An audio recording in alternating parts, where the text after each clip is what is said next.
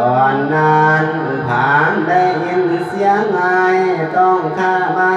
เสียเสียงสั่งเตือนตีไปข้า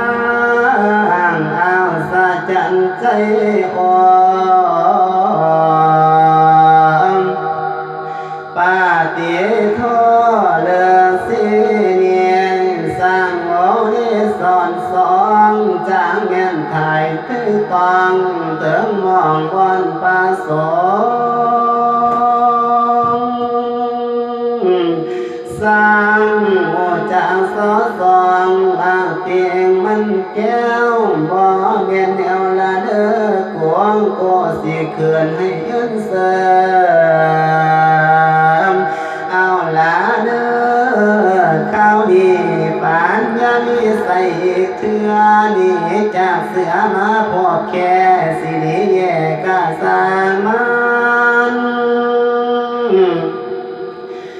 มาจนตัวว่านั้นบ่ได้วันสังเอาจริง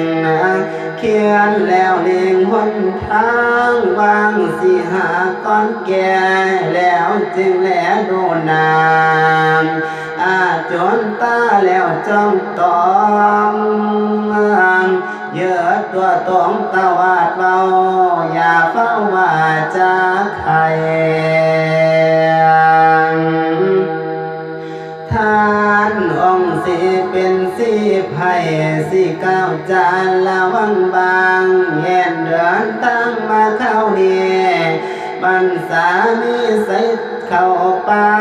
เสียมาเสือนพระเวทเจ้าเขื่อนเข้าละโซปางบ่เมียนเมาก้าวอ่างผู้ตันปาดงเดียวอาสาเที่ยวทางห่วงจังผ่านดงมาเพียสาวเสียพี่ทางคายมีหลายแต่มากหลายหลายกะหลายแต่ไม่หลังสิใส่กะบ่มี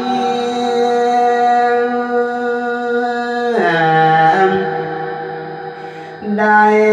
บางเท่าโพนี้ลางกะเดียวเนินเดียว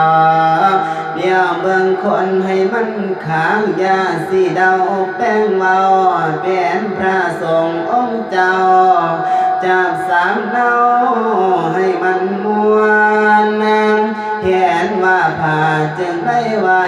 ขออย่างนางน้ำ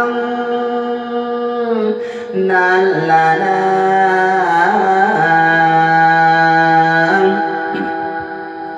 สา